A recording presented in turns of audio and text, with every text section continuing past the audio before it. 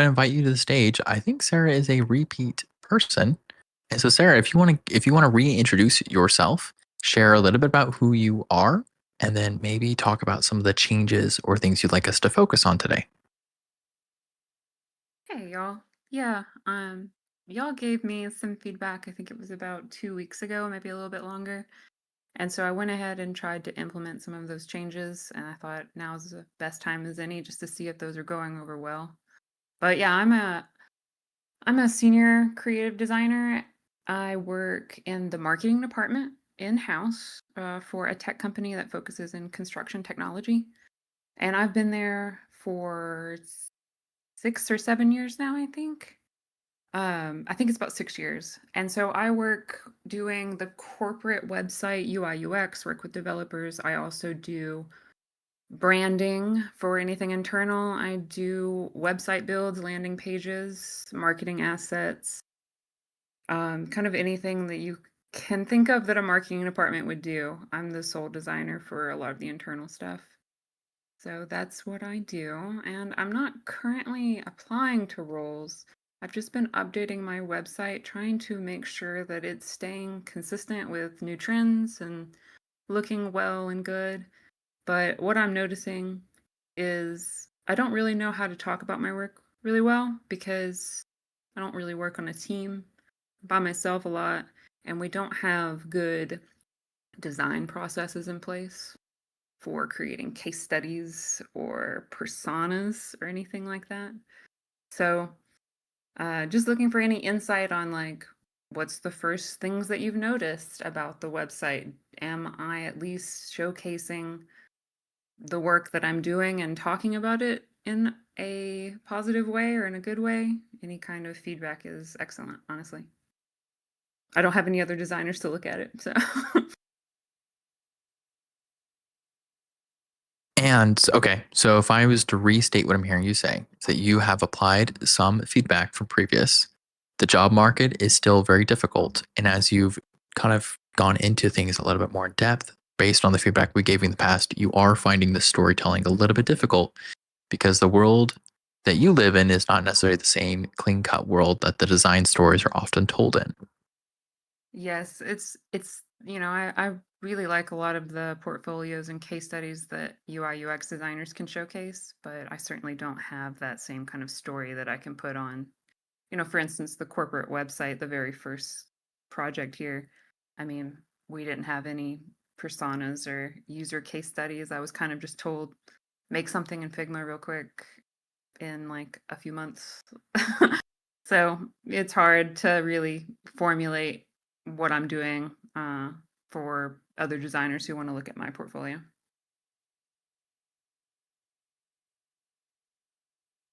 Also, when I'm looking at, I'm not really applying for roles, but when I am applying, I'm reading these roles, and it seems like any kind of feedback on like what kind of roles do you think based on what I have presented I should be applying to would be really helpful if that's something that y'all feel like you could tell me. Sarah, I'm so sorry. Would you say that sentence one more time?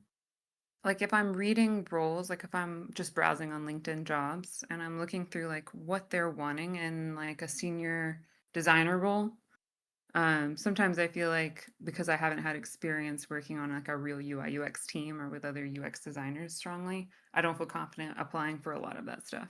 So Hmm.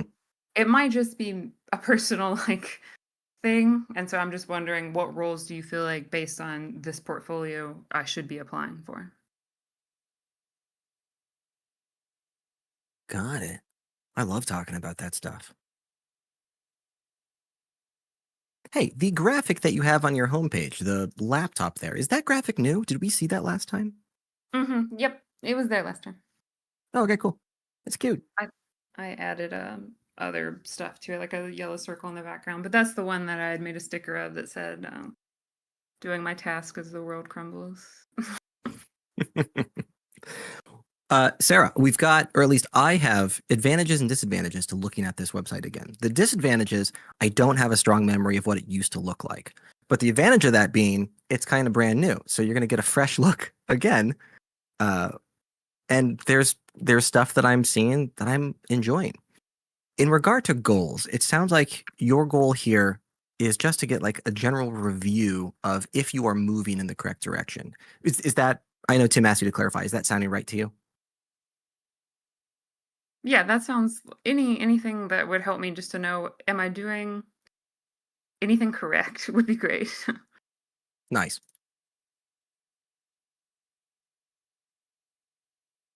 Well, the quick answer from me. Oh, go ahead, Tim. You got thoughts. I was gonna say, do you want us to focus on your? We've got a lot of things that you would like us that you've asked us to look at. Let's try to get through as many of them as we can. Starting with your homepage. Do you want to start with the homepage, and then is there one story you want us to look at out of all of these that we can kind of focus our efforts on that you might be able to apply kind of across them? Yeah, I mean, I think homepage, just initial thoughts, and then the Command Alcon corporate website is going to be the one that has the most things you could dive into. Gotcha. So I love on your homepage the amount of personality that we get. We have a very nice graphic. We have these floating stars. It's animated just enough. This button over here is a little bit distracting. You can kind of see it has a slightly different animation pattern that's happening over here. Motion is so hard to add to websites because you have to be so intentional about it. The other thing I'm noticing is that you can't see this, but I have a screen contrast checker. This blue does not pass your contrast, which is something to think about as someone who is positioning himself as a web designer. Sometimes you can get away with this, and sometimes it's kind of important. But I would just be careful with your contrast. Make sure that if you're not going to get docked or dinged for something that appears on your website, and someone might have an instinct to look at this and be like, does this blue with this nice little serif that's very thin and sharp kind of fill the right thing? But the language here is very nice, lots of personality. It is unique. It is unique enough that I cannot take this and paste it on my own portfolio. It does have your name in it. It has your voice in it, which is excellent. You have down here a little bit more about you, who leads user-focused problem solving and creative work.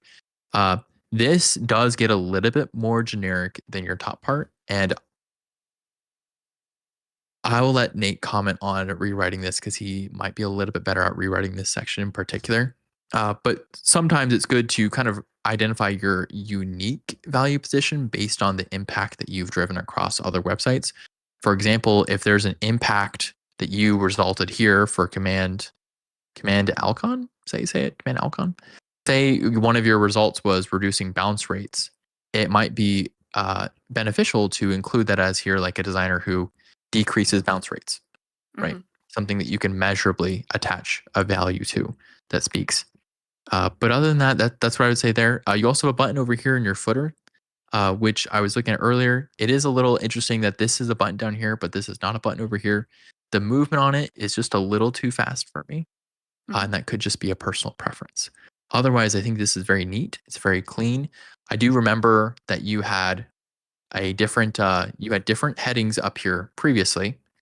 Like I think wasn't this like curiosities or something like that? I just didn't have the design tab. I just had photography, and you mentioned that because of that, it seemed like I was just a photographer. So I added Exactly. design. Yeah. And that design tab anchors you a lot more because now I feel like your design, you also do photography. You could even move photography to after your about section, which will kind of mentally restructure that for people when they look at this in your information architecture. That if it's about, you'll notice that if you attach something to after about, it is automatically deprioritized to a lot of people. So there's sometimes strength in doing that. However, this is a little bit more visually balanced because you're putting your bigger content in the middle and you're sandwiching it between your smaller titles. So I could go either way on that one based on the visual aesthetics of it.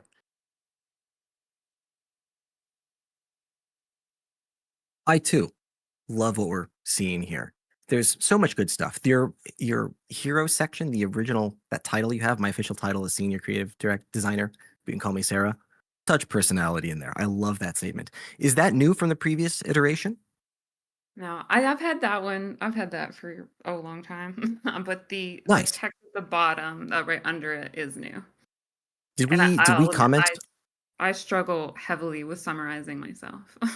Oh, it's awful. It's so hard to do. Did we comment on your personality in your H1 previously? Because if we didn't, we should have. Did, yes. Cool. All right, great. The value prop you have underneath your H1 I love the direction it's headed. Senior creative who leads user-focused problem-solving creative work for marketing product. Love the direction of this. So in the value prop, I'm typically looking for the what you do, the how you do it, and potentially what you're targeting. Though targeting, it's really strong. It's super persuasive, but it's also hard to do. Like for example, if you were to add the statement in this value prop, and I build websites for dentists, like that's a real niche. But in regard to marketing yourself and positioning yourself for that target, provides a lot of strength. The hurdle then being, well, how do you target yourself, or how do you target an audience? And that conversation is a sliding graph of the more focused you are, the stronger your positioning, but then the more narrow your scope of clientele. And that's an ongoing battle.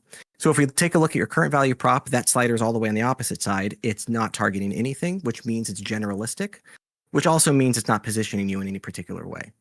Mhm. So advantages and disadvantages. Just note that currently you're way on the extreme end of generalistic, which pros and cons. Tim, I'm down to hop into the case study if you're feeling up for it. Sarah, in regard to homepage stuff, I love everything about this. You scroll down, you see your case studies, real easy to find. The footer's odd in terms of design sense, but I don't tend to focus on the design as much. I tend to focus more on the content and the story being told. It is How functional. you feeling, Tim? Yeah, it's a functional footer. This is not where I'd spend my effort and time judging.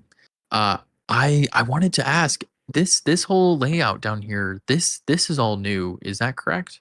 Oh yes, before I just had like a basic, thumbnail gallery of things, and you'd Yeah, mentioned that there was a few of them that had a white background that was causing the grid to be messed up. And during my redesign, I just was like, well, I don't even like the thumbnails. I'll just do something completely different. yes, I remember this. that. I remember, and It had a daughter, right? Or what's it called when there's one out of alignment, like a daughter or sibling, something like that. Yeah, I had, and it was a 3 by 3 row, but I only had like 7 thumbnails.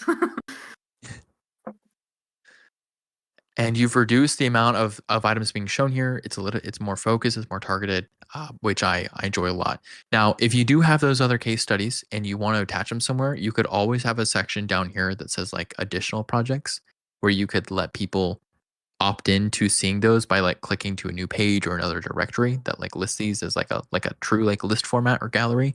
But I think this is a very strong move to put them this way. My one piece of feedback will be here is that you have strong left text alignment here with a good image on the right side, and then you do flip it, and I think it works. But you'll notice that when my mouse, this is me just nitpicking, you notice that when I put my mouse down here, this is already large, and it's so large it makes this feel very cramped. When it's not hovered on, it's not cramped. But because my mouse is over here naturally and I scroll down here, it ends up looking cramped, which is just my first impression of that. That is real nitpicky though. That is like true nitpicking. So I wouldn't comment. It's also very nice and generous. These are very large photos. It's easy to see the UI. I always have a challenge whenever people put renders. They do renders like this because sometimes the quality of the device render can distract from the actual UI, which is the work that you did, right? I'm assuming you didn't build a MacBook. No. Maybe you did, but I'm assuming you didn't build this MacBook. And so like it's kind of one of those things of I might get distracted by like looking at this and be like, oh yeah, this isn't where this goes on a MacBook. These aren't the right MacBook ports, but I should be looking at this. And so I think you're okay. It's so large that it ends up working, but just something to keep in mind for anyone out there who's using actual device renders. Don't let the render distract from the thing you actually want people to look at. In other words, don't put things in front of people that you don't want them to see. But I think this is a really important one. For example, like this kiosk contextualizes so much about this UI, but it's a non-intrusive kiosk. Very simple, very plain, doesn't get in the way. This is kind of starting to get in that land of like it's a little bit distracting to have these device renders, or at least the quality of the render is a little bit distracting, especially because the UI is smaller comparatively. So just a thing to watch out for. But let us. Oh, also valuing this. I like that you're anchoring this. You're telling me what to expect right up here. Titles are tricky. I go back and forth on titles. Nate will probably also talk about titles a little bit, but sometimes it's good to have a title that is the impact or the problem that you're solving or the solution that you've come to. So, like, for example, reducing bounce rate at Command Alcon's corporate website, right? With a little bit of anchoring there. And sometimes it gets really wordy and that doesn't make a great title. And I think in this case where you have this is okay. But down here, 100%, you should have something that anchors your impact. So tell me the outcome here, so that way I know what to look for when I click into this case study. So, for example, reducing bounce rate through a brand refresh and visual identity update, and then you talk about I led the UX UI, right? So go ahead and anchor the sentence with a little bit more of your impact here. Yes, right. Hey, is there anything you want to contradict or throw me under the bus at all for that? No, I'm glad you pointed it out. That's a thing that I missed, and I'm glad you caught it. I do want to talk about, I want to pivot slightly. Sarah, you asked a question about you're looking at a job description and what sort of designers are they looking for when one reads these job descriptions? And there are a couple of conversations that are interesting to have around this subject. Last time we talked, did we talk about centralized versus decentralized work environments? Yes, and I'm definitely in the I'm in the one where I'm so generalized, and that's kind of the issue I'm having with writing Yeah, these if things. I recall correctly, I think you were in a space where it wasn't like either structure was applicable to you. It was that the team formation didn't have a structure and everybody was just wearing a lot of hats. Is that sounding right to you? Oh, absolutely, yes. I mean, we have a Great. very small marketing department, yeah. That makes a lot of sense. This is the case in startup world too. Like startups, you can argue is a decentralized environment, but realistically, there's no motivation behind it. They're just working with whatever their budget can provide. There was no motivation to build a structure. It's just what they have. So great. We talked about centralized, decentralized environments. So where I was going with that is based on these job descriptions, how do you feel about narrowing down what sort of environment they are built within and then understanding what kind of designer they're looking for based on the environment? Is that making sense to you? Yes, and I tend to enjoy the UI UX and building the websites more than anything in my role currently, working with developers. But when I go to then try to look at like, well, what kind of design should I be doing for that? I usually feel like I'm just so marketing focused and generalized. I don't feel like I have everything I need to create a case study for that kind of role. Totally makes sense. Did we talk about KSAs last time? Does that ring a bell? No, sir. Cool. Yeah, let's talk about KSAs then. So you're taking a look at a job description, and that job description has been written by somebody. It is often written by a hiring manager, but is also often written by a guy in HR who pulls up the generic job description that is commonly associated with the role that they're hiring for. Within the job description are what's referred to as knowledge, skills, and abilities, otherwise known as KSAs. And KSAs are the currency by which one measures the candidates that apply for these jobs. So, for example, we know that ATSs are kind of a big deal in the world nowadays. And as one applies for positions and uploads their resume, these ATSs are commonly measured by KSAs. These are the specific skills and attributes of a job that they're looking to hire for. They've entered them into the ATS. And now they're able to filter and narrow down the candidates based on those specific KSAs.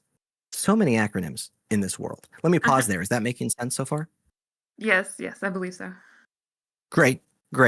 So now the question is, well, how does one go about looking at a job description, narrowing down what are the KSAs, and then applying potentially those KSAs to that of your portfolio or your case study to best meet the accommodations and best position yourself for a high prioritized person for that role?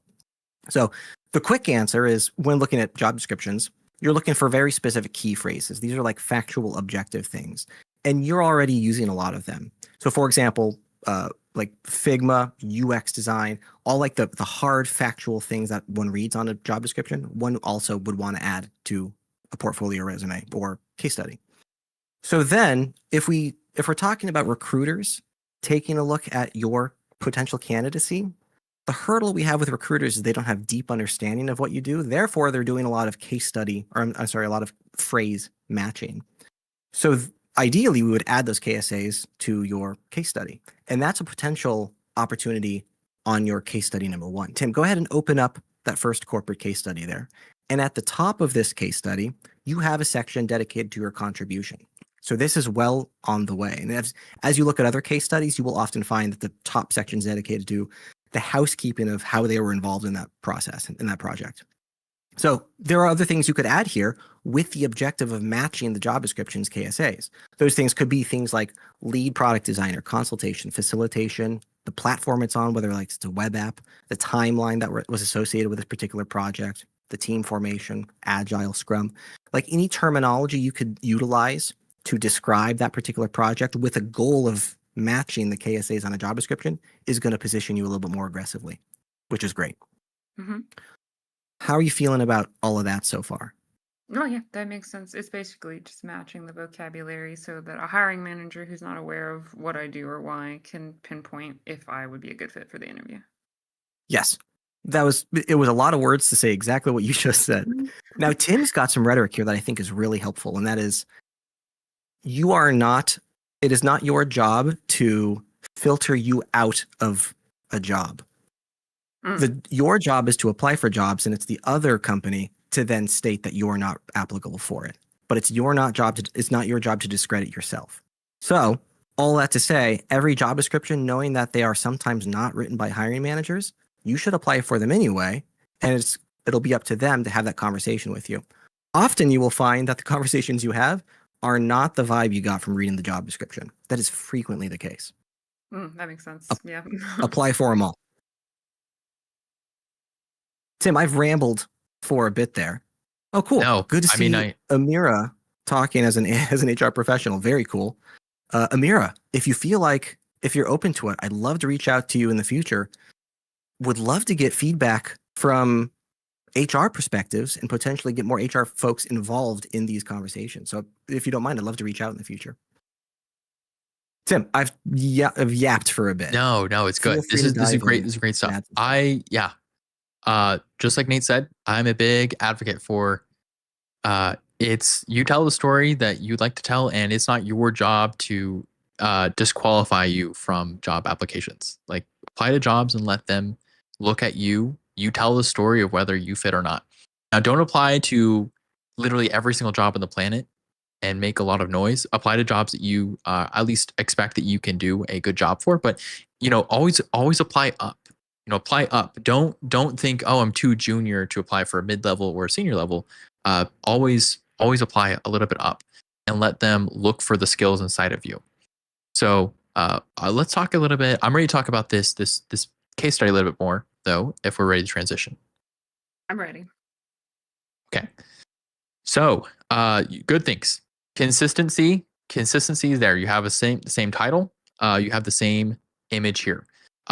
Consistency is very good. I would update this, keep this a consistent UI, but I would definitely pivot this device so it's front facing so I can see this device UI. Whereas here you're previewing it, it's very large. I get here it's smaller already. It's harder to see the value in the work that you've done. And I want to see the work that you've done. I want to see that and show me the value. I could be tripping.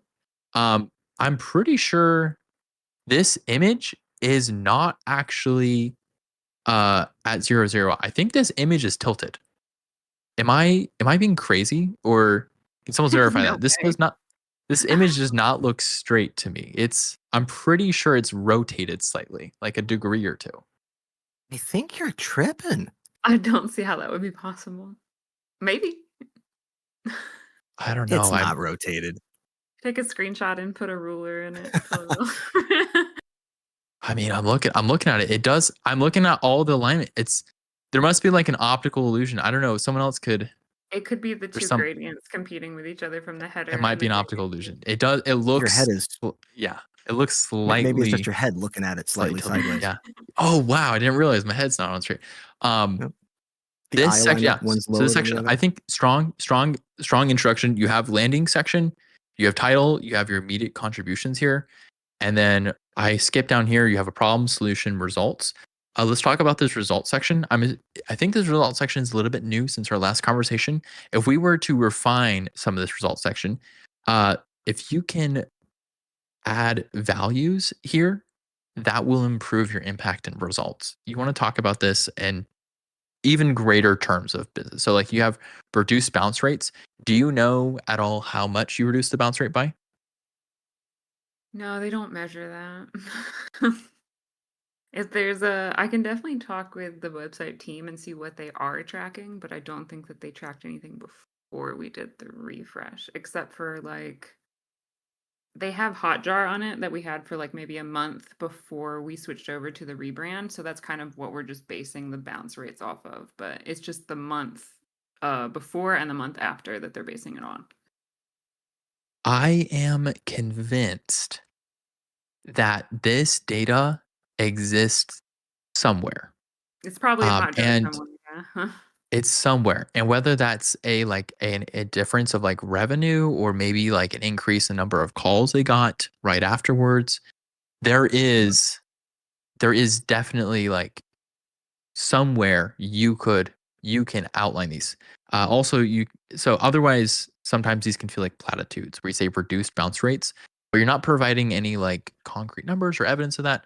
Hmm. I would, if I were you, one thing you can do is you can go to ChatGTP, our AI design friend, and you can Hmm. ask them to, hey, how would I figure this out? And even if you can only make predictions, give it like talk through it, walk through it, try to make as good of a prediction as you can and attach a value to this.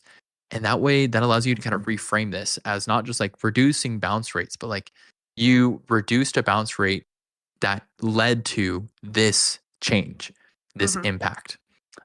Because this is really powerful stuff. This is like exactly what we want to do, right? As designers, we want all of our designs to increase certain things, reduce other problems. And if we can provide a little bit more criteria to say, like, well, what is the actual value of that? Like, is this like a 1%? Is this a 10%? Figure out any way you can to prototype and kind of try to predict that. This is maybe I hear me carefully when I say this. The really cool thing is what Nate was saying earlier too about like applying to jobs and job titles and stuff is that ultimately like that stuff you get to choose. You're the storyteller for this website, so you get to tell whatever story you want to tell. That does not mean you should lie. Don't lie. No, But what I it does understand. mean is that if you want to, for example, if you're like, yeah, my job title is a creative director, and this wasn't really a creative director job, but I want to focus on being a creative director, tell the story as if you had been a creative director and like Hmm. what aspects you did that led in and leaned into the skills a creative director needs. So you get to tell the story and focus that way. And you can chat about, make sure the results that you share lead into the kind of results and impacts that would lend itself to a creative director. So, whatever a creative director would be measured by, that should be some of the things you're trying to reach and some of the things you're trying to speak to in terms of measurement and results here. Hmm.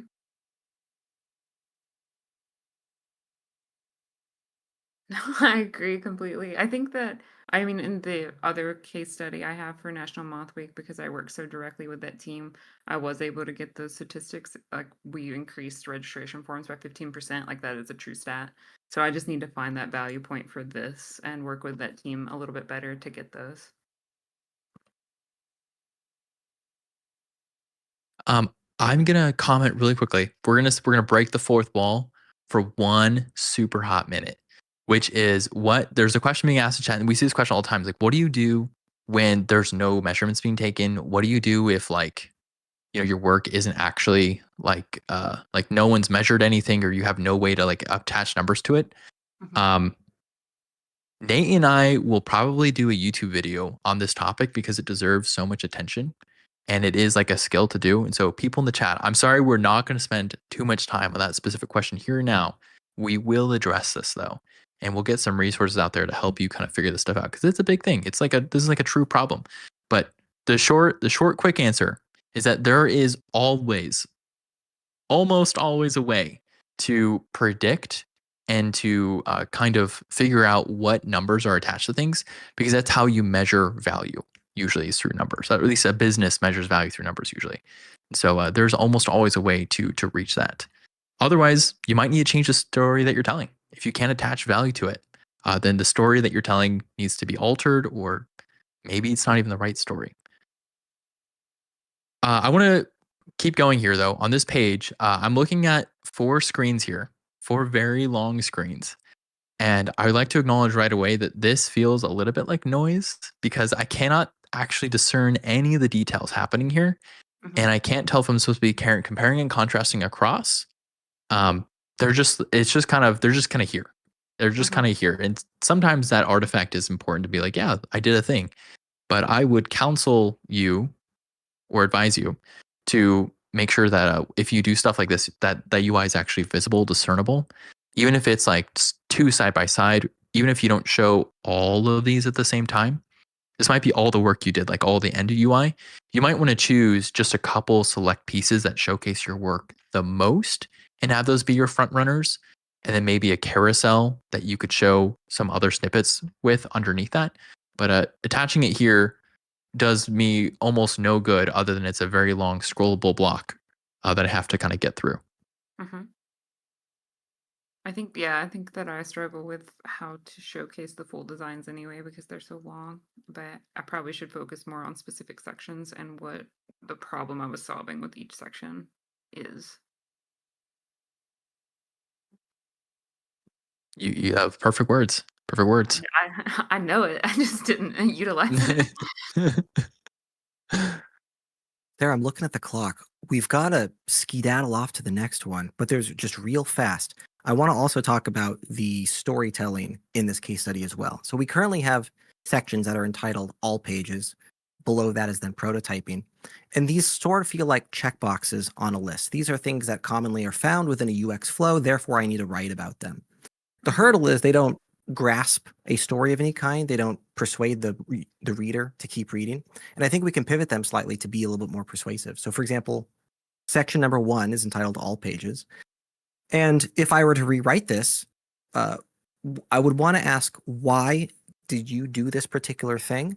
And then the answer to that question would be the title of this section. So, for example, you mentioned that, oh, we didn't really do any user testing.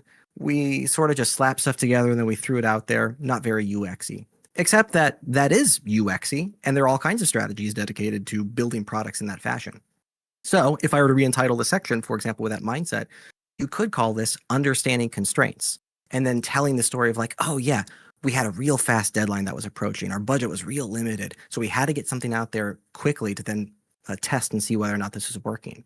That's a great story. And then the section beneath that could then be, instead of prototyping, it could be like testing success. Is this working for the user? And then you can tell the story about how you went about prototyping this, why you prototyped it, and then what the prototype solved in your constraints, usually like communication with stakeholders. That's the story I want to hear about. How's Yeah. that sounding? Is that making sense? Yeah, that would actually I was struggling a lot with this because I was trying to fit it into like a template concept of like, well, what would this look like if somebody who had a correct process do? But if I can Yeah. kind of change it Ignore the up a bit process. more with Oh, my pain points, that would be great. yeah, sorry, I should say ignore the formulaic process. Tell the story that you went through in solving this. Most hiring managers are most interested in reading about the constraints that you have and how you worked around those constraints. We are less interested in the output that you have developed and more interested in how you went about solving problems. Yeah, I can definitely Or at least, at the Mhm. very least, not making the names of your sections the name of UI components. Gotcha. Because almost no audience is looking for a guide on how to build UI components on your portfolio.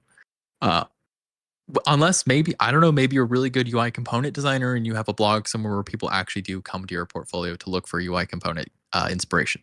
But I would hazard a guess that of the audiences that are all looking at you, um, which is like hiring managers, maybe like super like, creative directors, other like high level designers, executives, recruiters, they're going to look for certain things that validate like thought process, that show like design process, and also show impacts and outcomes and etc. And so uh, that's at least some low hanging fruit. You may need to even kind of restructure some of the content at large, but I do think we do have to move on, as Nate Yeah. said. Well, I appreciate all going through it again. Thank you so much.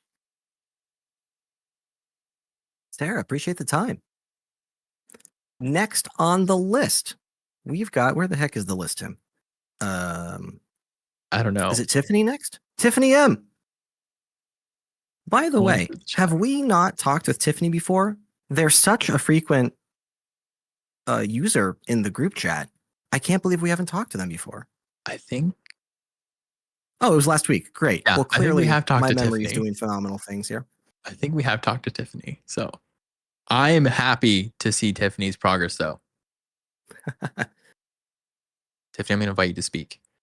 Tiffany, if you want to remind us and remind everyone about a little bit about who you are, what your target audience is, and then maybe some of the things that you have changed, updated, that you focused on, and where you want us to focus today to continue taking you up.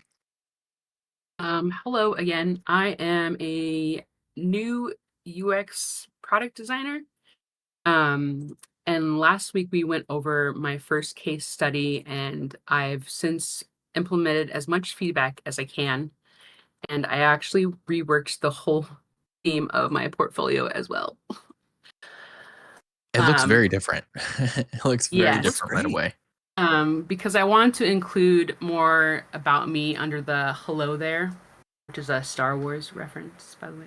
Yes. Hello there. Just to give more insight and more about me, because last time it was just my name and then the images of my projects, and that was it. And then I also included a new project that I had done recently. I did a contract job for a sports betting app. So I included as much as I can with that because it's a IP thing right now. Okay. So we are currently streaming on YouTube as recorded experience. To respect that IP, we will probably decline to look at that particular one right now. Maybe we can offline. The only review thing that. I've included in that are the things that they have shared on their website. So there's nothing that I have shared on there that would go against that. Okay, perfect. You're good then. Yes. So when we look at this, we'll do, it sounds like you'd like us to maybe comment a little bit on your new homepage. And then is there one in particular that you want us to look at today? If you want to go over that first case study so we can see all the feedback I have implemented. Perfect. See how well I have done. Yes.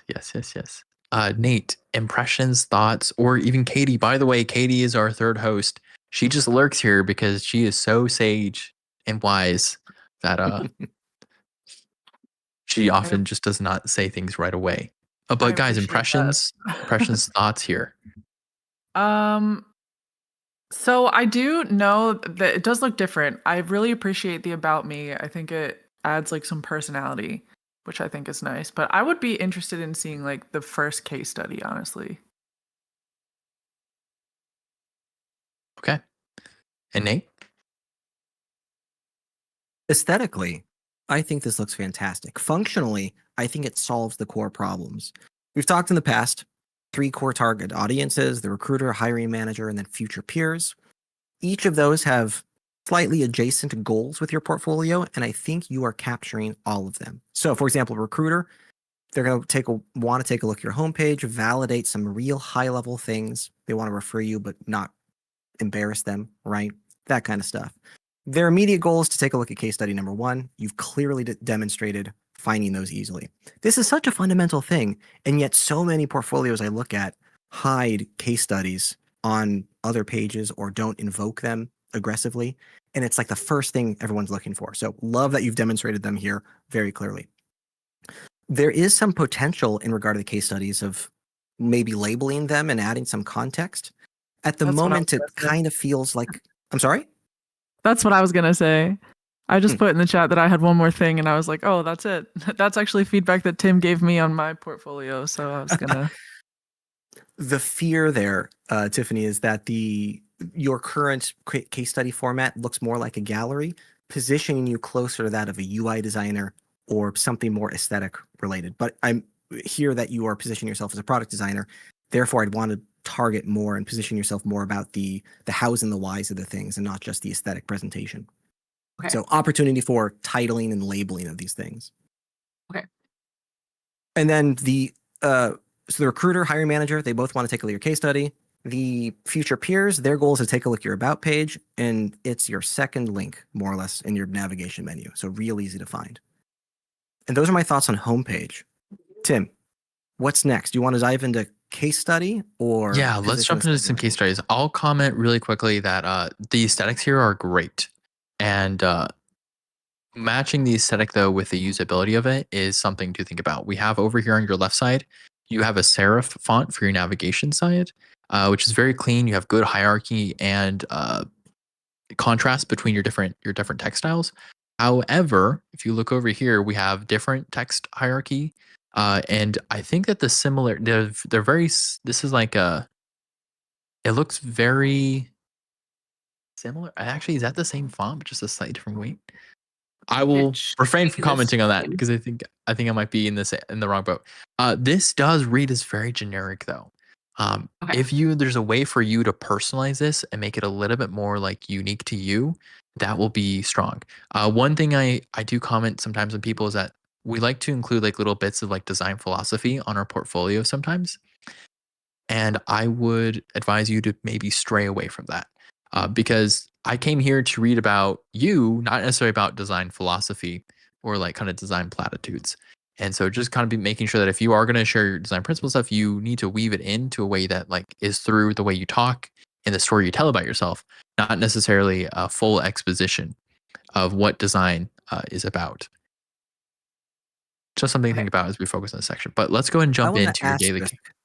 Wait, I want to asterisk that real fast because I like where Tim's mindset is, though I feel like we can slightly reposition it in fear of it potentially being misrepresented. So, and Tim, feel free to correct me if you think this is in opposition to what you're describing. The current first sentence describes design should make life easier and more inclusive for everyone. This is philosophical. One of the quandaries that I often describe is there's some rhetoric by Simon Sinek. He talks about people don't buy what you do, they buy why you do it. And I think it's really persuasive, so persuasive to talk about the why of things.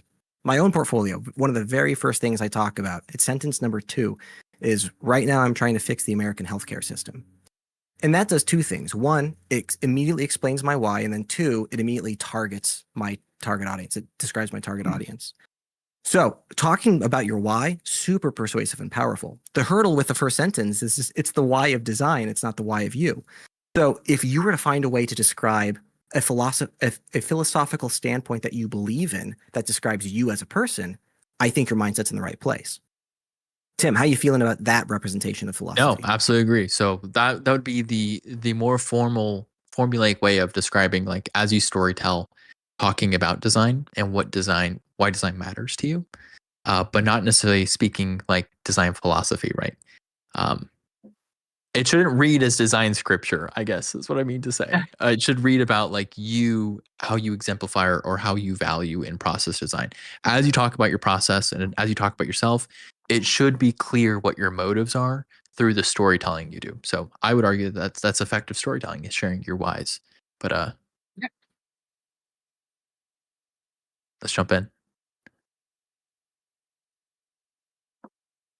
So the first thing I did here was I changed the hero image. Because last time you had mentioned that the image looked lower quality photoshopped, as well as the font in my app was contrast to the font for my portfolio. And it had like a very strong like gradient background, right? Yeah. Yeah. It's very clean looking. I think this matches the aesthetic. If you're just talking about the hero image, this is a better choice for sure, just because that like nice white into the gray feels a lot less intense.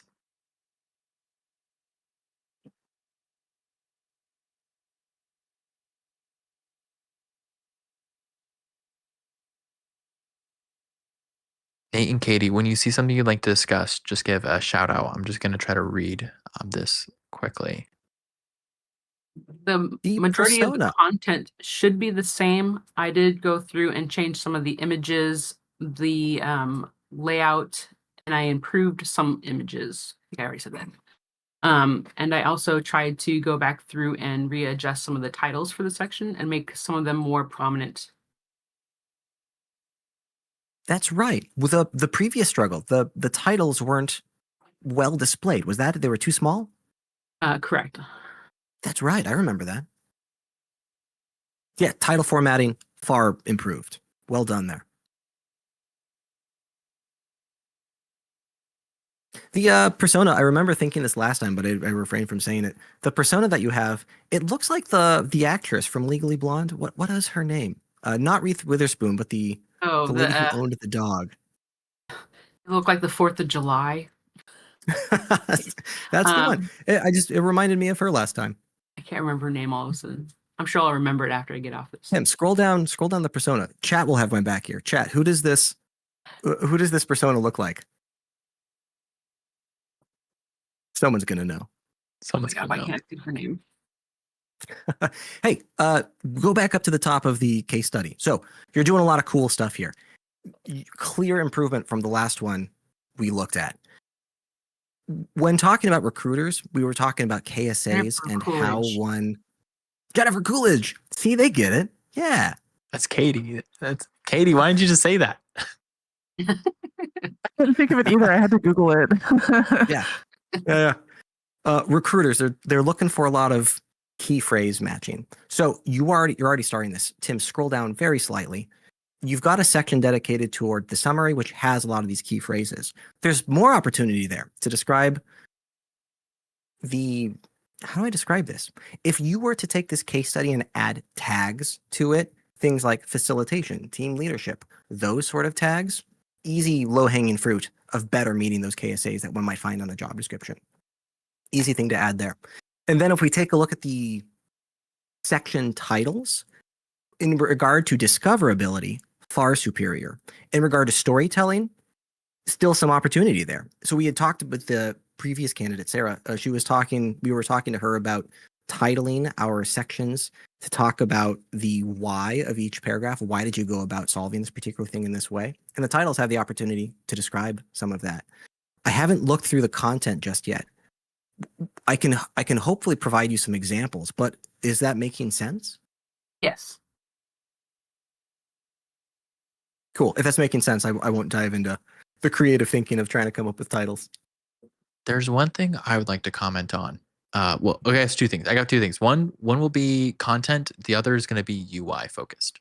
So content wise, one thing that I'm seeing is that you have very factual, plain sort of text here. So like, for example, you're describing it's a mobile app and you're like, it's a mobile app. Well, Daily Care is a mobile app concept to do this. The goal of this project was to create design.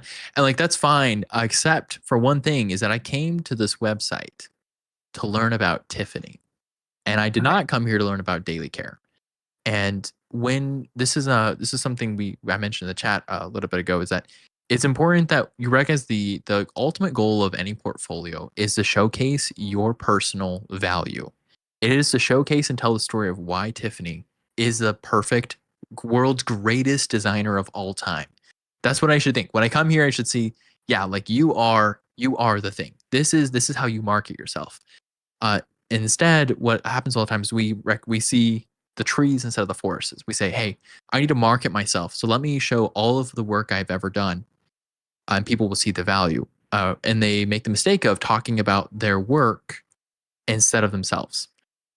We need to showcase value through the work that we do. But the idea is that you're not writing marketing for Daily Care. You're not trying to sell Daily Care. I guess maybe you are. But you're also trying to sell yourself.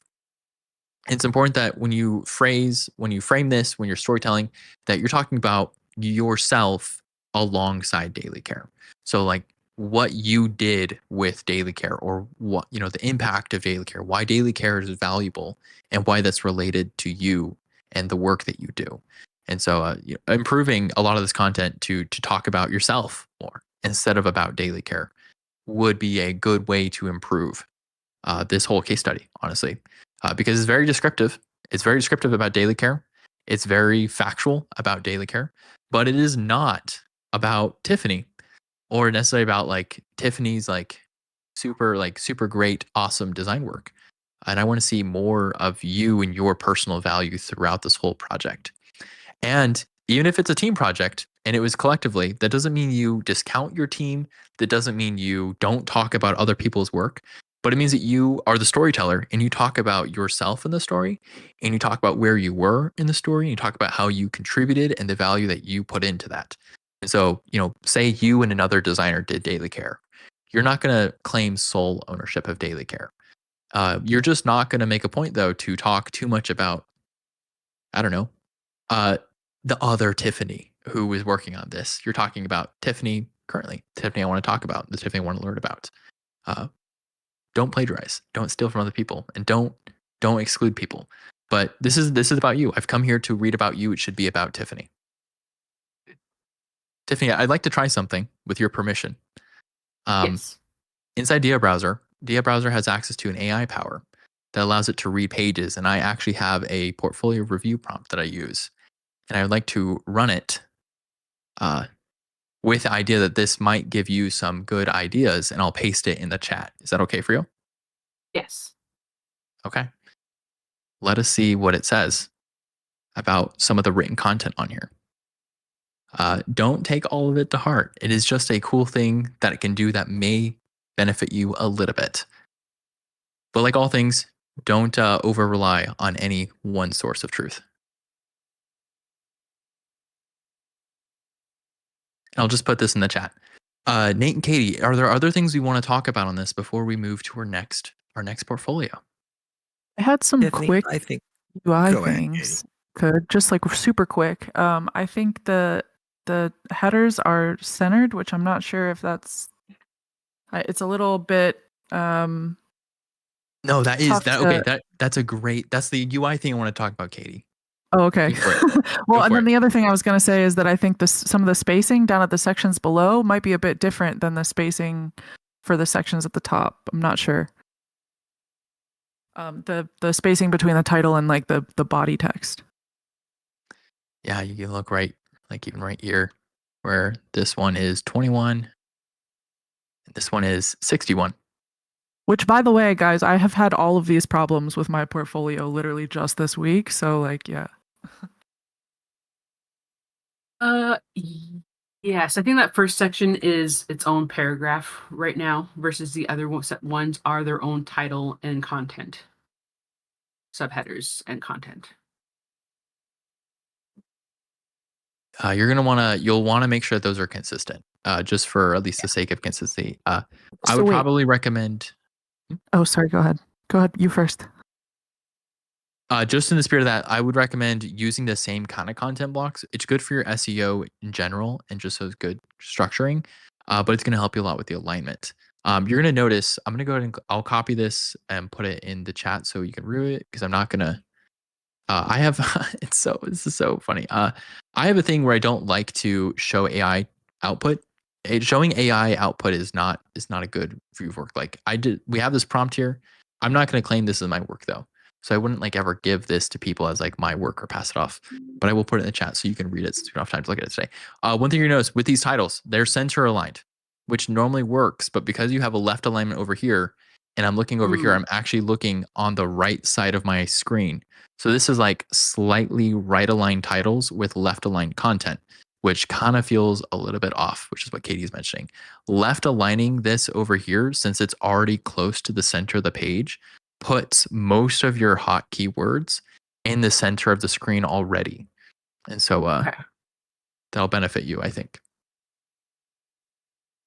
So am I to understand that you're saying that you have these sections and they have kind of like subsections as well? Yes, most of the sections have a subheader with the content, but that first section there, let's see. Yeah, I can see the primary difference objective in text size. Where is it? Yeah, the primary goals and the supporting objectives is its own container versus the other ones, the subheaders. I had changed that. It looks like I changed everything else but that one. Sure. Yeah, I would just say like maybe make a bigger difference between those headers, like the size difference maybe might be an idea. Because I actually couldn't tell. I thought they were all the same, at least from the, the screen that I'm looking at. So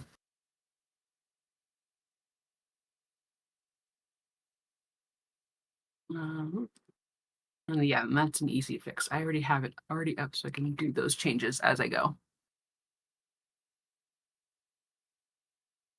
or just a way to break up that, like, these sections still belong under this bigger section,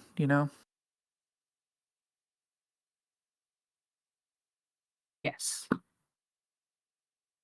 Hey, Tiffany, I'm looking Yes. at the clock. Tim, Katie, any additional feedback we have before we let Tiffany go?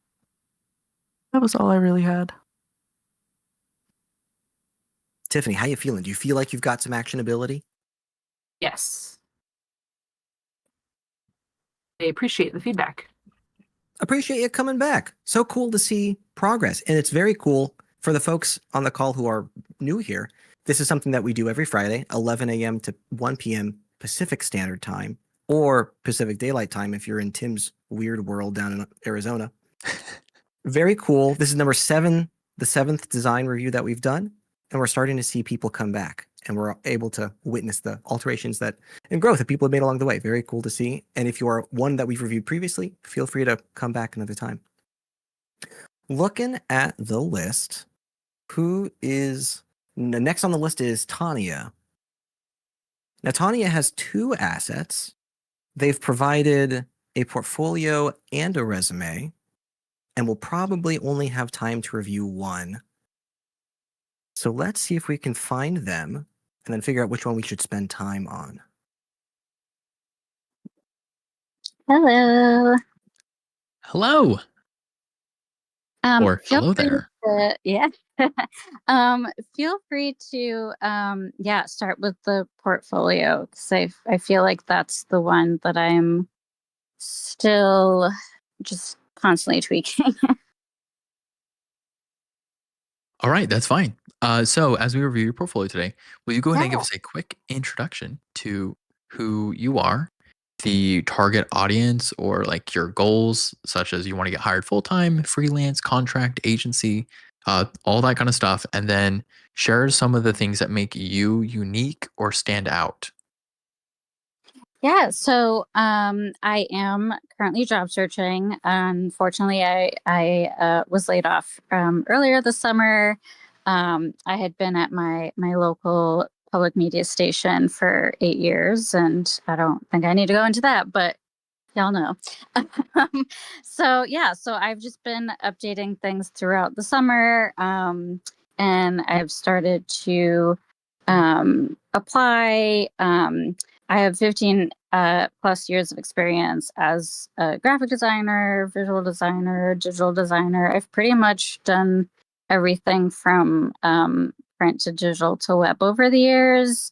I do primarily love more of the user experience focused projects, just because I personally, as a designer, really like to dive deep into design projects, and really think about the users and design for them. I have a lot of experience designing for marketing teams, and they're just not as fun because a lot of times they base their feedback on aesthetics and not so much on what our users need and are looking for.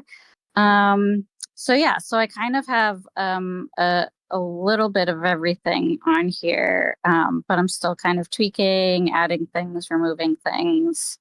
And I also recently did a workshop with Sarah Judy. So I've made a lot of my more recent updates based on feedback from that. So instead of having like one of the main things that she told us was that instead of having like super basic generic section headers, to kind of give more explanatory, summarizing type of headers, so that if people don't have time to like read your whole detailed spiel about a specific part of your project, that they can kind of get that from the headlines when you go into the case studies. So yeah, hopefully that's everything.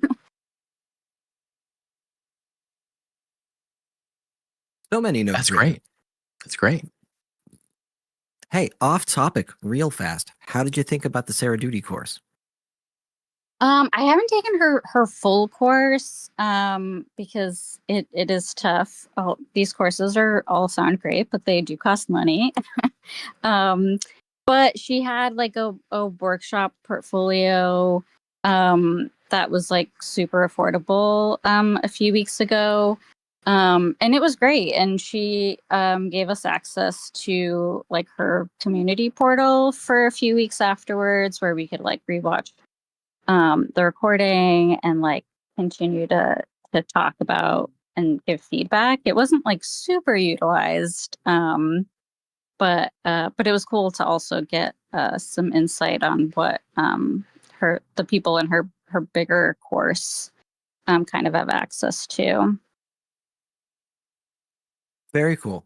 I've always wondered about Sarah's work and workshops. I'm not a consumer of it, and haven't talked to many who have. So very cool to hear that testimonial. Yeah. She Tim, she there's- definitely go ahead. emphasizes. I was just gonna say, Katie had said something in the chat. You're like marketing yourself through the product, and that's a huge part of like Sarah's message. Was exactly that. Like you're the product, not so much like you're the things in your portfolio. Wait, I got that from is Tim. Is Katie spelled backwards Sarah? It's you weren't supposed to know. I want to comment really quickly on the design. Design, first of all. Yeah. Typically, Notion site, I'm prepared to discount Notion because Notion is like a tool. I feel like their website branding is kind of hard to kind of get away from. However, this is the nicest portfolio I've ever seen designed on a Notion page before. And it's incredible. It is so intentional. And there's so much detail in here that I think instead of it feeling like something to dismiss, it instead shows like an incredible ability to organize information and familiarity with the tool stack. And so you're showing proficiency with the tool stack at the same time as you're presenting yourself, which is a strength. It's very cool. Also, you're leading quickly with your value. Multidisciplinary visual UX designer, 15 years of experience right away. There's lots of personality in different places. Great design comes great responsibility. And so like this, for anyone who's looking out there who wants to talk about like the why you do things, this is a great example about talking about the why you do things without it sounding like design scripture or design platitudes, where it's like very injected with her voice here. And then also like extracurriculars, lots of tags and stuff. Tania, that great design comes great responsibility. Be honest with us. Were you quoting Spider-Man or Voltaire? Honestly, I don't.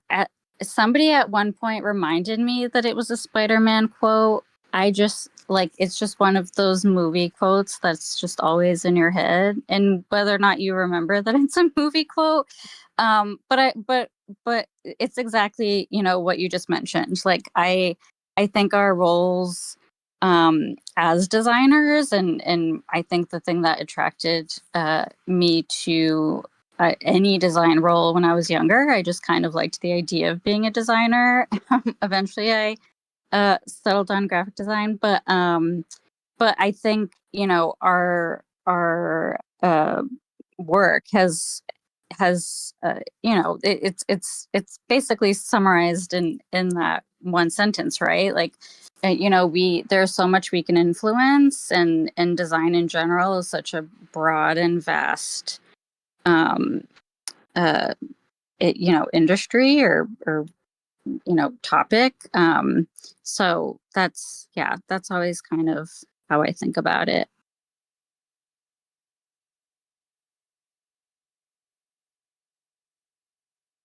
It's very well done. It's very well written. I will offer this feedback as well. This is something you'll have to balance. Your typography family is very technical looking and feel like it's a very good aesthetic and a very good like appearance. However, when it comes to reading some of this content, that technical font is doing a disservice to you a little bit. Where it is harder to read, it's harder to get through some of this paragraph right here, even here, Right. or like quickly scanning some of this information because of that typography. So just something to watch out for and be careful that if you we'll see, we're going to dive into one of your case studies and see what font you're using, but just keep in mind that this is a very technical font. I think actually the name of the font might actually be technical in Notion. They might just call it technical. Yeah. Yeah. But it has that vibe to it. Totally. I don't think anyone has like ever given me that feedback. But as a designer who also cares a lot about accessibility, that is great feedback for me. So I will definitely be considering a new font for sure. Okay. I'm going to default to jumping into your first one because I think the first one is the one people look at the most. Is that okay with you if we look at your first project here? Totally. Ooh, let me ask something real fast. So you have been laid off after 8 years. That sucks. Yeah. And I'm sorry to hear you going through that. I'm hearing in regard to positioning yourself for the next job, despite your visual background, you're targeting that of UX moving forward. Is that still accurate? Yeah, totally. Cool. All right, great. The previous jobs that you had worked on, did you also utilize UX skill sets in those as well? Yeah. So my last job before GBH, I was doing a lot of website redesigns, and similar to what I'm sure a lot of people experience, like sometimes the way you think about projects isn't the way your team does. So for me, 10-ish years ago, I was just kind of taking it upon myself to try to do as much of like the UX process that I could under like the conditions that I have. So unlike my other designers on my team, like I was using InVision, I was prototyping things, I was, doing lots of things that like my teammates weren't necessarily doing. But that also like showed that I really enjoyed doing that. And I tried my best to do as much of it at GBH as possible, but we also had a digital department and more of that was done in digital than in creative. So at GBH, it was kind of a balance, but similar to this project was one where I did get to work with the digital department. So that was kind of a way that I kind of was able to still do more of a slightly UX process than just designing. Perfect. Totally makes sense. So Tim and I and Katie and I are going to be looking at your portfolio through the lens of UX positioning then. A hiring manager, recruiter, looking at hiring you for UX position. Understood.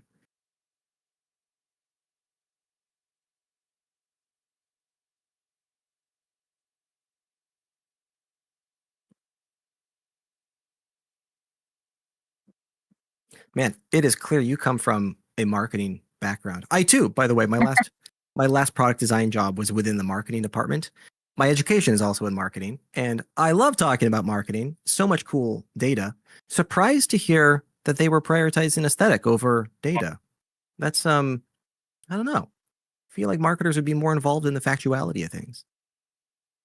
What do you mean by marketing over data? If one works within a marketing department, at least in my experience, one typically prioritizes data and observation and testing over everything else. So to hear that they prioritize aesthetics over measuring funnels and conversion rates and all of the analytics that come with that, surprised to hear. Totally. Yeah. Both of the marketing departments that my design teams have fallen under in my last two jobs, were absolutely not in that realm, which is also why trying to get data from the things that we produce for them was also like pulling teeth. So that's why like I don't always have the most perfect metrics, because as much as we kept telling the heads of our department that we wanted to see them, we didn't always get them. Heck yeah. Tim, Katie, I've got some immediate thoughts, but I've yapped for a little bit. How are you? Did you want to add feedback first? Let's chat about the good. Cool. Good descriptive headings. You are attaching headings, like it's still clear that you have process, but you're also giving good headings right here that give me the takeaways quickly. Synthesis of employee data leads to increased understanding, decreased cognitive load. Research confirms. So we have like your impacts are kind of hidden in here. So the value of each section is clear right away. It's also short. It's readable. It's fine. There is going to be a challenge with Notion. I'm not sure if this is something you can even fix though. I prefer to read things in full pages. I think that this keeps you on the same page though. This may just be just a quirk that I have. And it's organized very thoughtfully. The typography is nicer to read. It's not the technical font, so it works out very nicely. I will say though, I'll hold my peace. That's like there's a lot of good happening here. Lots of good things. Good visual to text ratio for the most part in my opinion. Yeah, that was also some feedback we got from her. Like, I don't think I had just included those 3 kind of like process shots when I recently updated it. I didn't have that before, but I feel like I remember her really keying in on, you know, having the right photography, and then also not just having, you know, images of your work there, but also being able to like explain it or also have a headline for them so there's context. So like if you have like a user flow, don't just like paste your user flow there, but like give it a story as well. So I've been trying to bring more of that into some of the imagery options that I've been adding.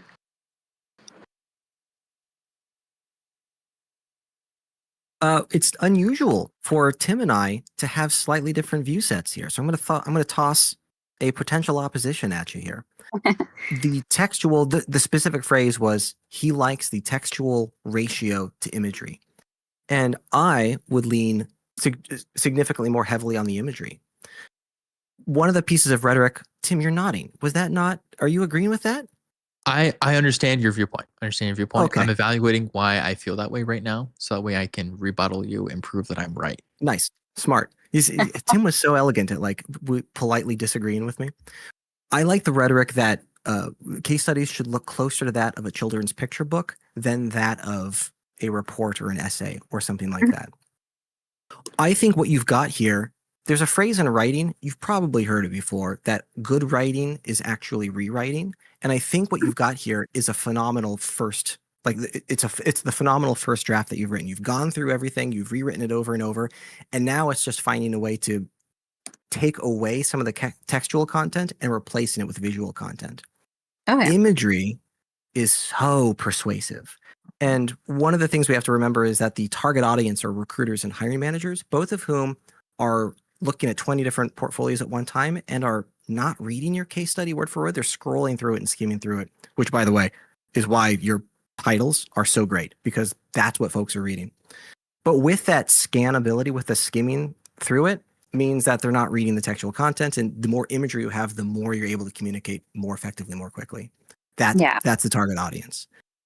If you're able, I think what you've got here is, man, I wish I had a word for this like phrase of script writing, as in you've perfected the script. Now the goal is to not remove the content, but replace the content with imagery. Is that making sense at all? Yeah, I think so. I think that's like similar to like, don't just, you know, explain a flow or throw the picture there, but like you kind of want the balance of like, here's the flow and then here's like a little bit of context. So probably getting rid of like some unnecessary detail and yeah, kind of switch that balance a little bit in the other direction. Yeah, getting rid of unnecessary detail is great. I want to confirm I'm not communicating that you are to remove content, though removing content does have advantages. What I'm mostly attempting to communicate is that it's the same content, just provided in visual form. Outside of that, at least I am not able to speak to much here. I think you are doing a lot of things really right. I think the larger conversation for me is then you're using Notion. And this is a conversation we haven't had on this platform before, is the benefits and the advantages and disadvantages of Notion. I Yeah. think one of the consequences is there may be the perception that you don't have up-to-date knowledge on the tools that are commonly used in modern standards, like Framer, Webflow, whatever those tools might be. I fear Well- that perception may hinder you, but I don't have enough evidence to support that clause. Yeah, I had mentioned this a little bit in the chat because someone had asked about the best way to do a portfolio. For years, I used like a hand-coded portfolio that like had all the Old school.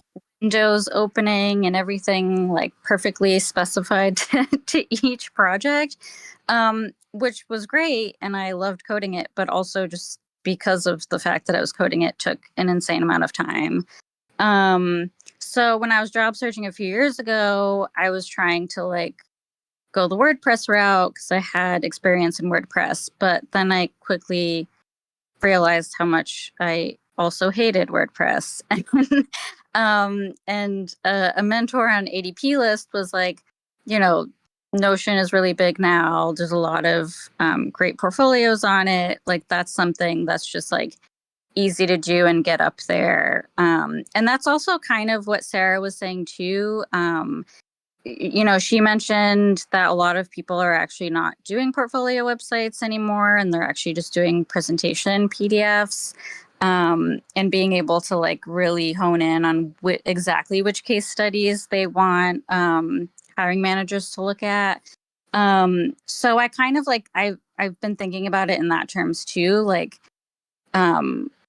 you know, just having a place where these things exist and not exactly spending like a ton of time on the back end. That being said, like I've heard a lot of great things about Webflow and Framer and do at some point want to play around with those. But yeah, in the interest of like time and trying to get things up and running and revised, yeah, that's kind of why I've been sticking with Notion for the past few years.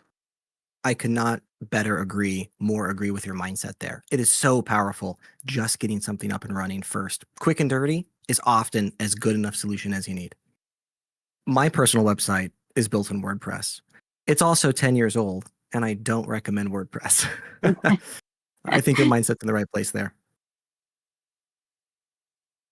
But there are some low code solutions that will also benefit people who are out there trying to build their website. Framer and Webflow are both good options now. There's even things like Squarespace. I think the difficulty for me, and this is only commenting as far as I'm able to comment, is that if I had to click on a link, seeing Notion's name attached to your website as your part of your professional materials is like automatically introducing a little bit of bias. If you're able to get like this as a Notion site at your own domain name or anything like that, that may curb that right away. Because like I said, once you land on this page and you see how well it's designed, it's very intentional. And it justifies the layout of the Notion. You've used Notion very well with this. And I think it lends that way. Speaking of content and review, I do have some feedback for you, but I think Katie might also have some feedback for you. So I was trying to see the expanded view because I'm wondering if the text that we were talking about is more of like because of the smaller view, like how it feels a bit more like there's really heavy text, you know?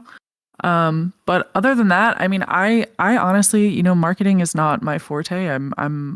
I kind of felt like maybe a little bit more imagery would help as well.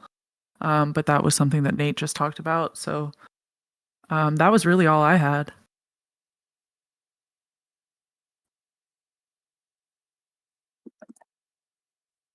Okay.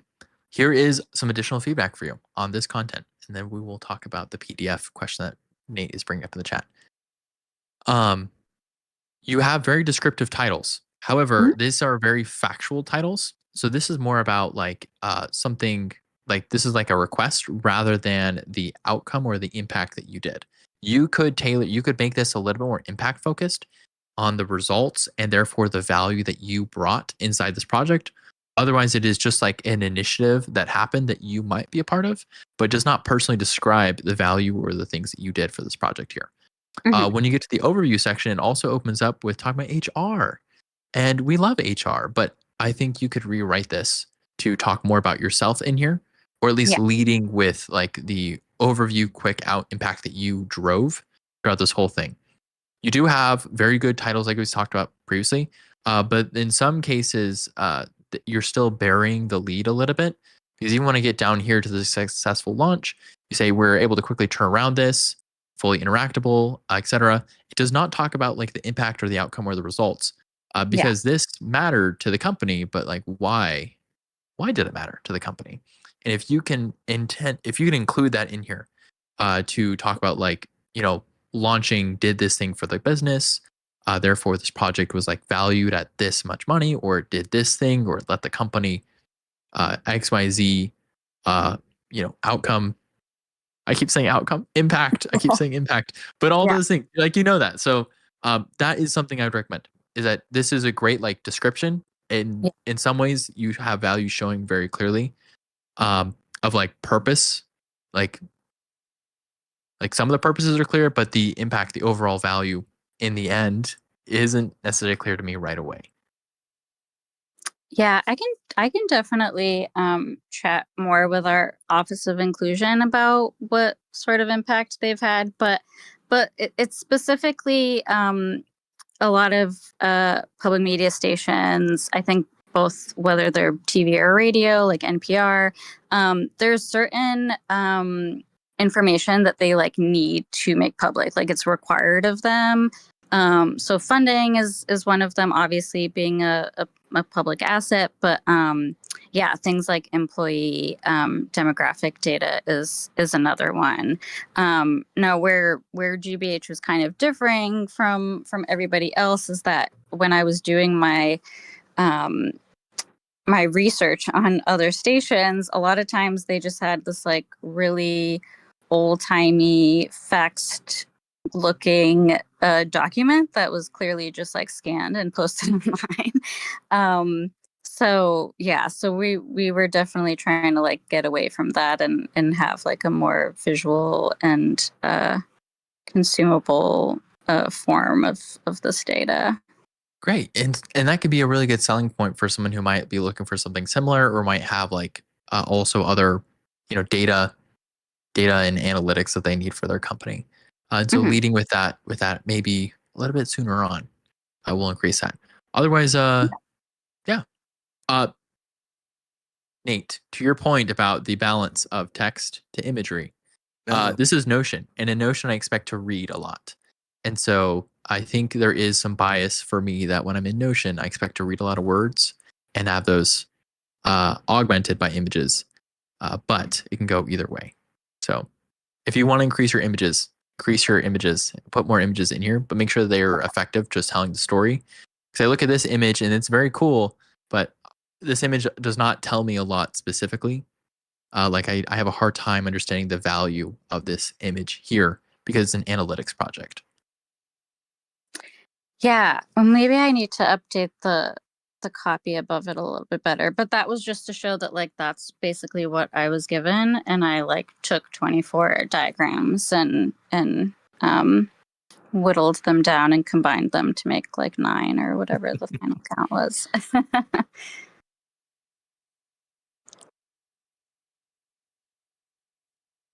That is great. Well, I think that we are at the top of our half hour with you today. Yeah, thank you so much. This was really, really helpful. Tania, Is there really any? appreciate the time. Yeah, me too. Next on the list is Johanna. Now, Johanna, and I'm so sorry if I'm mispronouncing your name, you are asking us to take a look at a resume. Love talking about resumes. I want to remind you that we are streaming live, and I want to validate before we share a screen that you are comfortable sharing your resume with the entirety of the world. Tim's looking for you out there. I am looking for him right now. Aha. I don't think Johanna is on the call anymore. They have left us. Oh, so sad. I love talking about resumes. That's okay because our next one, I think, is also a resume still. Hot dog. We go down. It is. Keep scrolling down. There's Tiffany letting us know. It is Tanmay's resume. I think I remember we talked with Tanmay last week about his portfolio. Hello, guys. How are you doing? Hello, welcome back. It's good to be back. You open this Ah, in a way that can be pulling read. it up. It's we are. another Arizona guy.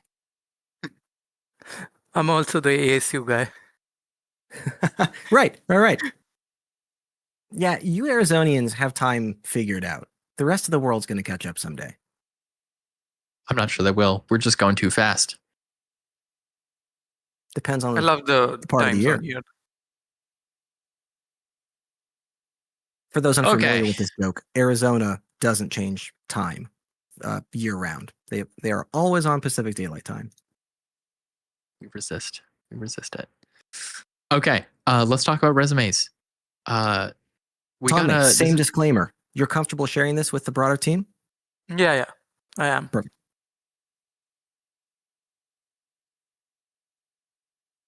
Tim, I cut you off. Carry on. Okay, I was just gonna say we got a hard pivot into resumes now. Do you have a resume speech? I think you have a resume speech, right? I have spiels. I certainly have lots of resume spiels, depending on the context here. Tanmay, give us some background again about you. I don't recall. If I recall correctly, you had just graduated and your goal was targeting entry level stuff. But if I recall, your portfolio was also more impressive than entry level. Is that sounding right? Yeah, that was the case. So, right now, I graduated in May, but I'm currently still working at ASU as a volunteer. So, that shows my experience as still working in present. And all the other experiences that are there, apart from ASU, are the ones that I interned in India. And I also have a project section. All those projects are self-initiated, or one of them is a class project that I collaborated with Mayo Clinic doctors on it. The CleanSpire case study that we were reviewing on the portfolio. And yeah, that's it.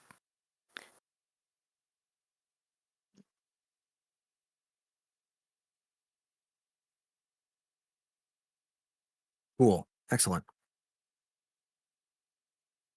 Now, one of the quandaries I have with resumes is that they require a bit more reading in regard to, like, if we're not talking about storytelling anymore, we kind of are. But it takes a little bit more to digest as I read through this in more depth. So give me a second. You're going to hear some silence from me, but maybe Tim's got some stuff to talk about. Yeah, when you're designing your resume, you need to design for a couple different audiences, but one of those is the ATS black box god system that's like an eldritch creature that sometimes works one way and sometimes works another way. And your utmost priority is that no matter what format you choose, it is something that the ATS will read correctly and be able to identify what you want it to identify. And it can therefore match you, which means that resumes do, in fact, often need to be stacked with keywords. They do need to, in fact, have like certain affordances given to them that you wouldn't normally want a human to look at, which introduces our second challenge that at some point, sometimes humans may look at your resume. I say may because the last job that I had actually, no human ever looked at my resume, which is like just like a thing that happens sometimes. People don't always look at your resumes.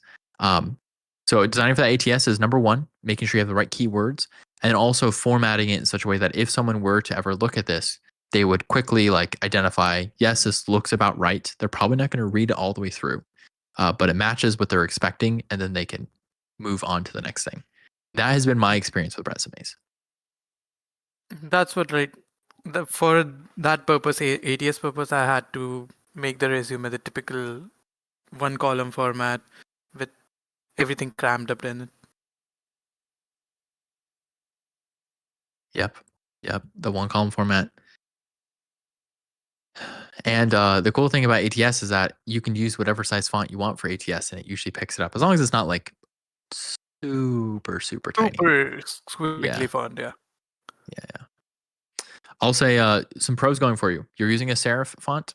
It looks more professional. It's very clean. It's sharp looking. You have good section dividers, and you're using bold in a way that makes it easy for me to identify information that's important and valuable. You are using abbreviated months, which is also really good.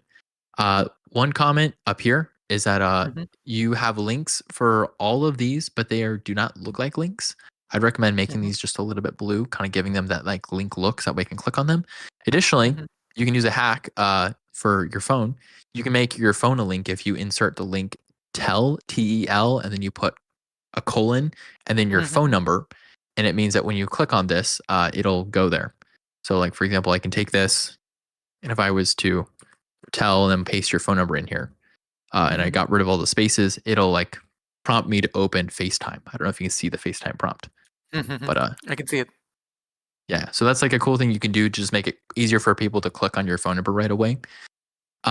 This section also, because these are all in a line, it is harder to identify them. I would probably separate these out into 2 columns carefully, of course. So I'd put like your phone number, I'd put your email first, your phone number second, and then I'd put your LinkedIn and then your website, one of those orders. So that way it's just a little bit easier for someone who's visiting this to get to the websites that they want to go to, because they probably don't want to read here. Some people have opinions about 1 page versus 2 pages. I'm a firm believer, I'll let the record show, I'm a firm believer in a 2-page resume. As long as both pages are completely filled. The key is no empty space. There shouldn't be like any big chunks of empty space. So if you have a lot of relevant things to talk about, it can be a front-back resume. However, 1-page resume is also very safe and is still a very good choice to go for. Like, that is a controversial topic. Everyone's like, you need to have a 2-page or you need to have a 1-page. Mostly people tend to lean towards a 1-page resume. It's more traditional. Yeah, it's because people, when humans have to scan information like that, it can be very hard. But the pro of having a 2-page is that ATS systems don't care how many pages it is. So, and if humans never look at your resume, depending on your job, then you're okay. I will also say that I typically want to see work experience before skills. I don't know how big of a deal this is. So typically I would look for your name, how to contact you, and then immediately your work experience, and then your education, and then your skills. I am not sure, I'm not qualified to, but I don't personally utilize summary sections.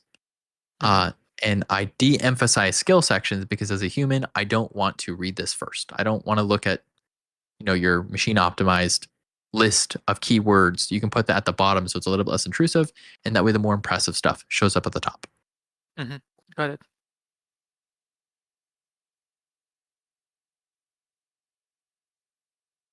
I have a list here of things I want to talk about.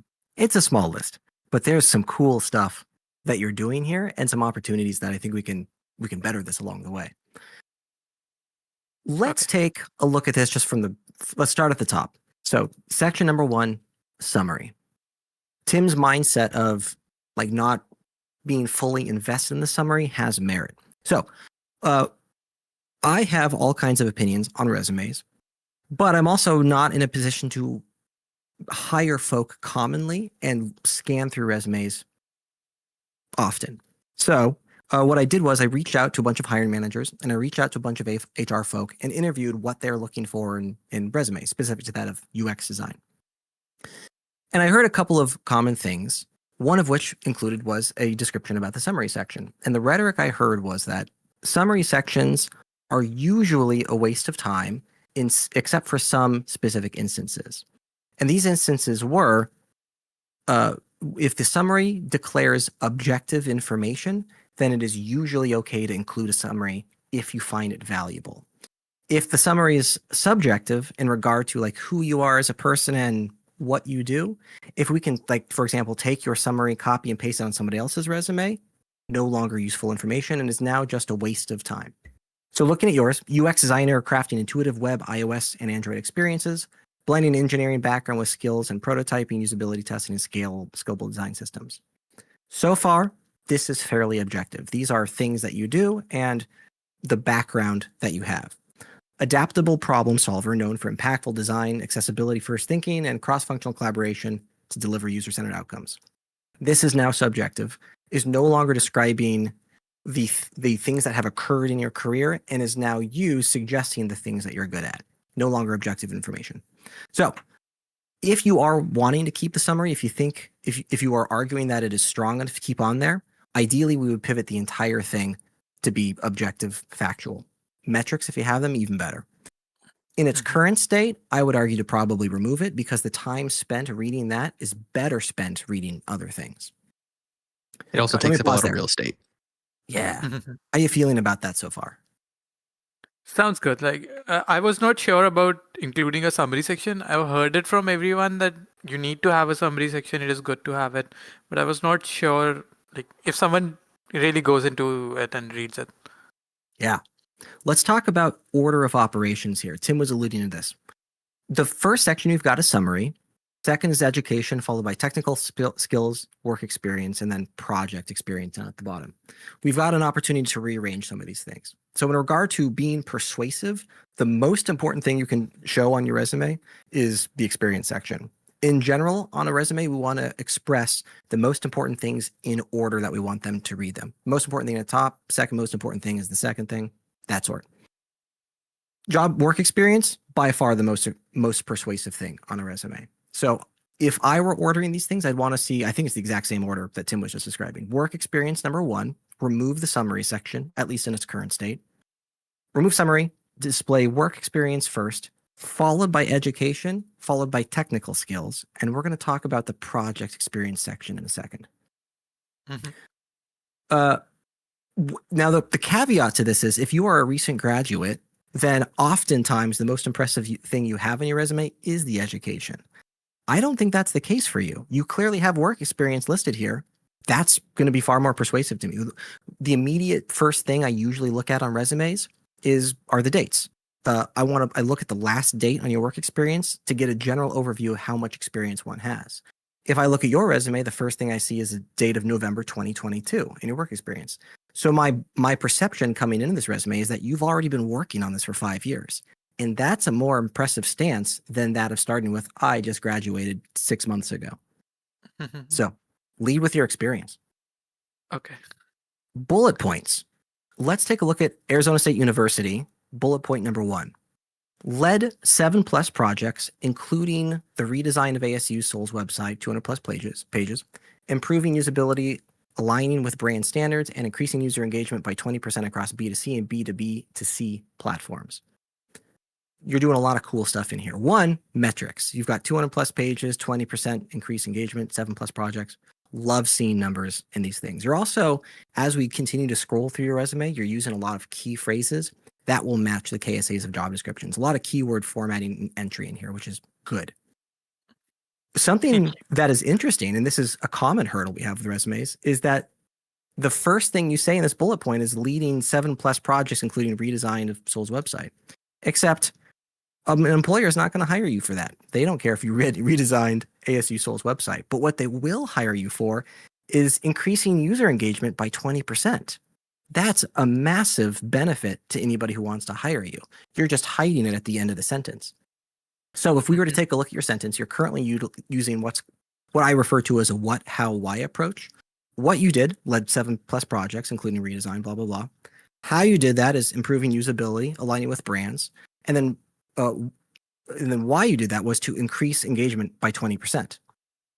If we just flip the order of operations there, instead of what, how, why, lead with a why, how, what approach, we could instead reword your bullet point to say, increased user engagement by 20% by improving usability, aligning with brand standards, by leading 7+ projects, including the redesign of ASU's website.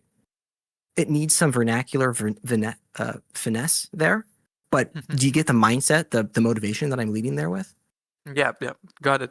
Like leading them into a catchy thing first and then the further explanation about it.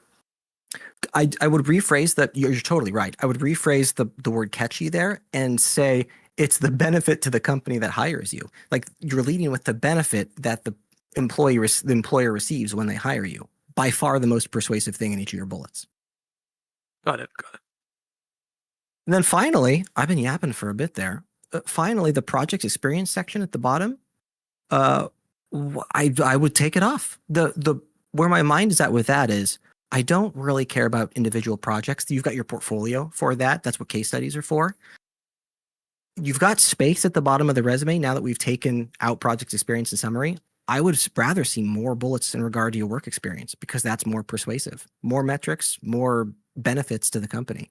If you were to take the content of project experience and replace it with work experience, it's going to be more persuasive. Or instead of dropping it, what I would do is grandfather it into your work experience. You can list as your work experience and then a project name for optimizing Google Maps. Obviously, you cannot say you were employed by Google Maps. So you can just list it as like under whatever organization you did, and you can have it as optimizing Google Maps and then what you did under there. Or even for like ClinSpire, where it's like ClinSpire, you don't have to say collaborative project with the Mayo Clinic. You can just say ClinSpire AI clinical trial matching and then Mayo Clinic. And you don't need to discredit yourself with by attributing it out that far. I would say attribute to where it needs to go, but you can remove some of that language that would make it seem less viable or less valuable. So I like the thought a lot. including these, these are my class projects, including these into work experiences, won't it be like ethically wrong, or is it fine to include it in that? Because I'm Say that not one more working time. for an organization. These are just class projects that I collaborated with people. So can they be included into work experience, or do they need to have a separate section? Because I don't think, what I feel is like having projects into work experience is not correct. I feel that. Gotcha. If you're uncomfortable with it, then you need to follow your gut feeling on that, and don't compromise on your own personal integrity. However, I would say, like, if you did real work on this, which we saw on your case study that you've done real work from one of these projects, and if you've done real work on it, and if it shows outcomes, right, and that's valuable, and those are skills that you're talking about, what you're really saying is that your work experience as a UX designer includes working on projects like this, where you are doing all the same steps that you would do under employment. You're not going to claim that Google Maps is your employer. Don't do that. No, I'm not doing. I'm not claiming that. And don't remove any language that would suggest like, hey, like I did this by myself. No one else was doing it with me, right? So still make sure like there's language in here that reflects like a team mentality. But you can include it in here. Now maybe instead of, since you already have Arizona State University right here, what you could do is do VizLab. You could switch VizLab into Arizona State University. So it's VizLab and then parentheses Arizona State University and then UX UI designer. And then you could list it out by your projects. Or since you're already talking about some of your projects right here, you could take these bullet points and put them underneath this whole thing right here. Okay, got it. Yeah, if you don't want to separate them, but for some of these, like this one, where like you're actually talking with like a real external client, I would absolutely include this up here. So I'd go ClinSpire AI powered clinical trial matching parentheses Mayo Clinic close parentheses, and then include your bullet points, and just have that in the correct order up here. Okay, got it. That is some real good feedback. And I had one more question about it. Like whenever I apply for a job, sometimes it happens like I get rejections within a day or two. So I'm not sure, is it the ATS or did a real human person look at it? Because I'm damn sure that it's the ATS that rejects the resume. I'm not sure of it. It's hard to say, right? I'm not the person. I'm not privy to their decisions or their process at all. So I can't be the person who gives you definitively. But if you're doing all the things right, you can look up things like ATS website checker. Nate has a great one where he has something that checks for ATS system, and you can put it in there. And then this is a quick tip for people. If you go to LinkedIn, and welcome to my LinkedIn, and you go to jobs, and then you apply to jobs on LinkedIn, because a lot of people do apply to jobs. We're going to search for, first of all, I invite you to make sure that when you're looking for jobs, give them a good hour. Don't look for jobs that have been posted like 7 days ago or 8 days ago. Keep them relatively close. So 48 hours, 24 hours. And then if you look here, some jobs are going to have external applications and some of them are going to have easy applications. And just keep in mind, not that you shouldn't easy apply, but if you do click easy apply, it's so easy to apply. Everyone is applying this way, which means you're now submitting yourself, look at that, to whatever system. Hopefully this is a good job. I don't know, but we just easy applied to this job. It's great. But hopefully like it's going to go through the system and LinkedIn is going to weed me out or not weed me out. Versus if I went for this one right here and I click on this, I'm going to go to some external website, and that external website feeds into their personal HR team. And so when you apply to jobs, I recommend don't rely on easy apply, but also like look up this job company, go see if they have a posting on their website or something. Go see if you have the ability to like apply to their job natively or email someone on that team. Do anything to kind of get some visibility above the people who are all going to be applying through the same way. See, this one's promoted by hiring. They're gonna use LinkedIn to kind of scale you, and that's a system that you can fight against by just circumventing going to their website. So if you're getting day after or day of rejections, consistently, you might want to reach out to the company and just ask them if they had feedback for you. Be polite, don't be mean, but it's possible they'll tell you if it was a person or if it was their ATS system. Okay, got it.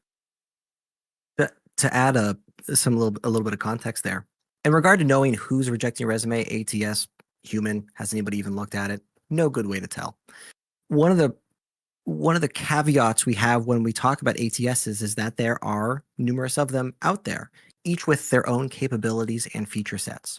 The larger the organization, the more likely they're using an ATS, and the larger the organization, the more likely they're using a sophisticated ATS, of which features include things like keyword matching, ranking, filtering, auto rejections included. There's additional conversation of, yes, the ATS supports these things, but is the company actually utilizing those features within their hiring cycle? And the answer to that is, who knows? So I don't know that you should be terribly concerned by getting rejections immediately. There's a number of reasons for that are included beyond that of the ATS. The position could have already been filled, for example. The position may not exist in the first place, for example, which is a bizarre set of circumstances we are now finding ourselves in from time to time. But the feedback there being that a rejection from an ATS doesn't mean it rejects you as a person. There are a plethora of reasons for rejection, and you should not be taking them personally. Got it. I don't know if that provided any value whatsoever. Do you feel better? I feel better a little bit. Okay, good. In regard to resume review, I'm tapped out. You're already doing a lot of cool stuff here. Now you will get some feedback if you talk with other UX designers or folks on ADP list that, oh, you're a designer, you're a UX designer, you should start designing your resume to be more aesthetic. That could be the case. That has never hindered me from reviewing resumes. And in regard to how complex one's design should be, ATSs, it should always be ATS friendly, even if it targets humans first. So I think your aesthetics are perfectly fine and reasonable. It's much more effective to follow the standard when it comes to resumes than it is to be an outlier. I have an aesthetic one as well. It has all the designs and everything. I just use it to hand out to people. Cool. Like physically hand out. You talk to people in person? Yeah, I do visit some career fairs and everything. They Yeah, don't so have you're not a real UX designer if you talk to people in person. I'm so sorry to break it to you. It turns out It turns out you've been a fraud the whole time. UX designers never talk to people in real life. None of us have seen a human in months or weeks. I haven't left my house in 3 years. Tough time. I need to. That is the Nate, thing. you're giving me flashbacks to need to. COVID.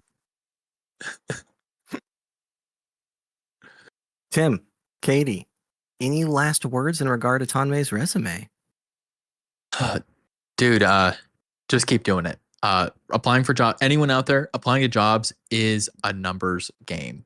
So make sure you have high quality content, but also keep in mind like rejection is going to be part of the process.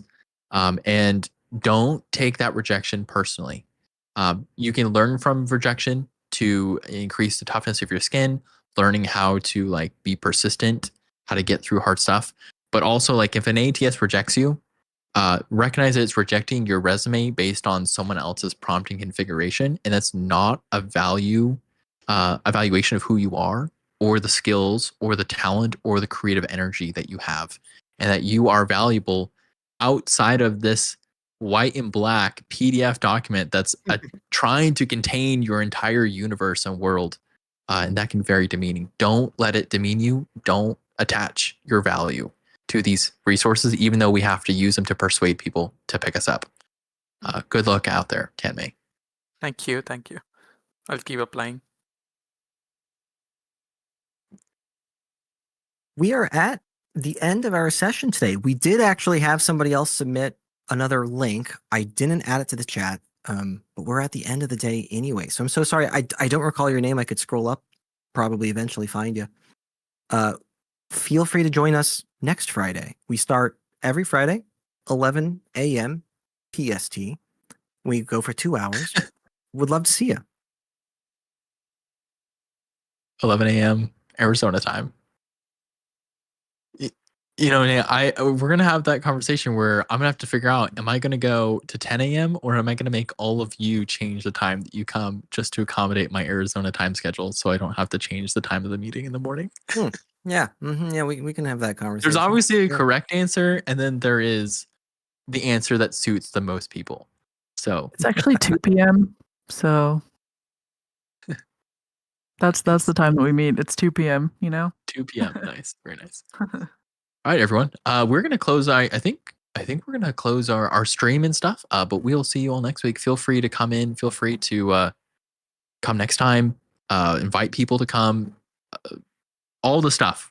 We'll be here every week. So, are you going to talk about Atlassian next time? I will, but I'm gonna wait for you. I'm gonna talk about it now, but I'm gonna wait for you to close the stream just because it's all fresh and hot. So you don't want to be quoted on that. No recording of your next hot take. What? Why wouldn't I Why wouldn't I want that?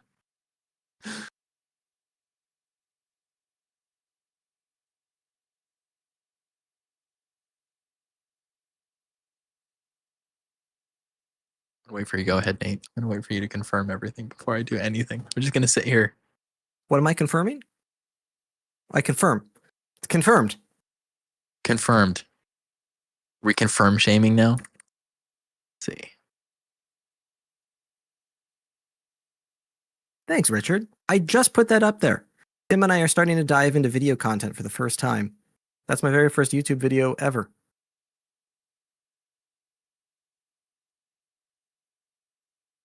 For those in the chat unfamiliar, we are live streaming this and recording it. I'll send a link in the chat. Got it right here. I was just on the page. You got for it? Nice. Yeah. Are we still live streaming? You are still live streaming. Hey, look at that. It's working.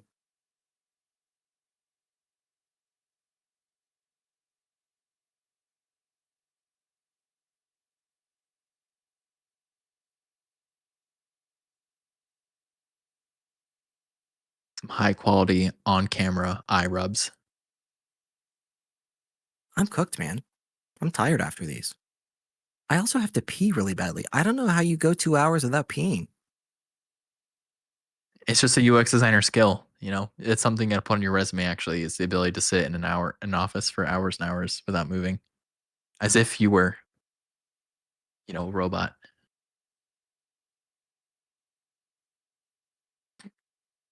Nate, I want to get to the hot takes. We gotta stop the live stream. Oh, you're asking me to stop recording? So we can get to the hot take. I didn't know what we were doing. I thought we were just jabbering. All right, let me end the stream.